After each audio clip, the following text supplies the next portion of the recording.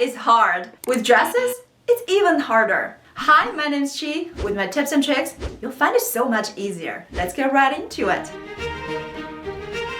Printed dresses. I love prints. And this is one of my favorites from Diamond Furstenberg. Geometric prints, flounced hem, both are my favorite designs, but when it comes to layering, this is exactly what makes it so hard. The reason this doesn't look right is because the skirt bottom has flounce, so this expands it and makes it wider. If your layering piece is also wide, like this double-breasted blazer, this just won't work. Switch to a single-breasted blazer like this, where it open from. Now the top is longer and leaner, and this is much more in harmony with the flounced hem. Another great way to layer over a printed dress like this, a basic turtleneck top. If your dress is making a statement, either with the prints or patterns or with the shape, like the flounced hem, the layering piece should be as simple as possible, that it doesn't add any shape or any color to the outfit. You don't have to wear a black turtleneck. I'm only choosing black because my prints are black and white. So when you are layering over a printed dress, always pick one of the colors from your prints. If you're petite, make sure you check out my clothing line at petitedressing.com for women under 5'4". Ever since I discovered petitedressing.com, my style went from this to this. Now I'm in the game, I was on the bench,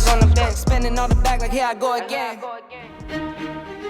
Fit and flare dress is the most universally flattering, but when it comes to layering, it's not that straightforward. Like this, something doesn't look right, and I couldn't figure out why for the longest time, until I realized it's because the jacket is blocking the flare of the dress. Because the jacket goes straight up and down, and because it's longer length, this looks like it's competing with a flared out dress. So when I switch to a shorter denim jacket like this, immediately you're gonna see a big visual difference. Because the jacket ends before it flares out, no longer looks like it's competing with the dress. This is much more in harmony.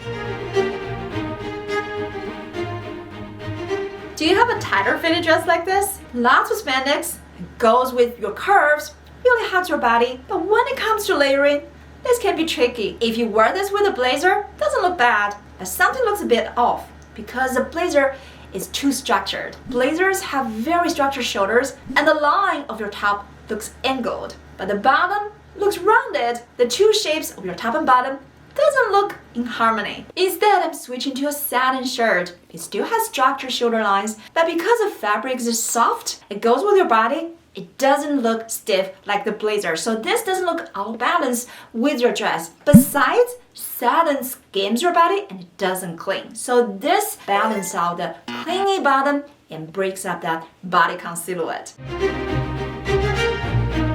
Do you have a very basic little black dress like this? You might be thinking this is the kind of dress that you can only wear to work because it looks kind of formal and a little bit boring. But you can use layering to completely change the impression of your outfit.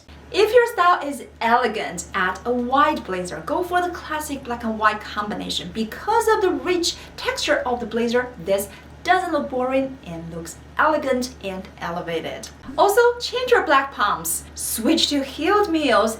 This is less work-like and more feminine and more stylish. Style is casual. Layer with a pullover. Relaxed fit, warm and fuzzy. This is gonna transform your whole outfit into a casual look. I also switched my boots to knee-high conic brown boots. Perfect for the fall, and the back goes with the boots. If your style is edgy, the perfect layering piece is Moto jacket, either made of faux leather or suede. Make sure you also change your shoes and your bags for a cohesive look, and this looks like you're ready for the fall.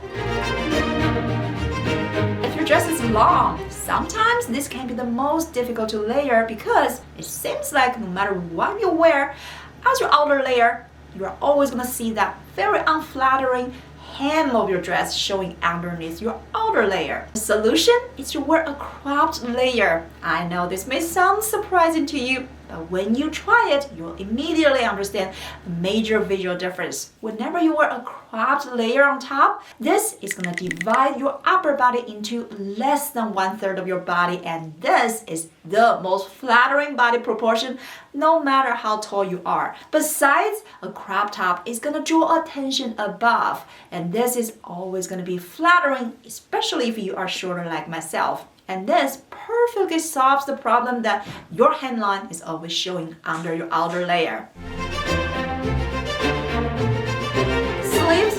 matter. I want to talk about the sleeve shape because this is so important when you're thinking about your layering. But very few people are talking about it, and I didn't realize it until I made expensive mistakes. If your sleeves are voluminous, especially if your dress is thicker, like the bowing sleeve or the kimono sleeve, when it comes to layering, it's just gonna be very difficult. So when you are choosing dresses, if you're thinking about you are gonna need a layer on top of it, where you're getting the dresses with the most basic and slim fitted sleeves. Layering is critical, especially in the change of season. Talking about the new season, I can't stop talking about the new trends I am seeing. It's not that you have to care about the trends, it's just that they're affecting us in a way more than we realize, because whatever is on trend is what you're gonna see the most in the store. So those are pretty much the most options you are gonna have, and whatever is considered not on trend, you're gonna see less and less available in the store. I just did another video on if you are big enough trends. There are a lot of trends that have been going on for a long time, but they're just not that flattering, especially if you are shorter like myself or if you have shorter legs. All of those oversized, exaggerated shoulders and a lot more, and there's a lot more. So watch this video. What are the trends that you should avoid if you have shorter legs like me?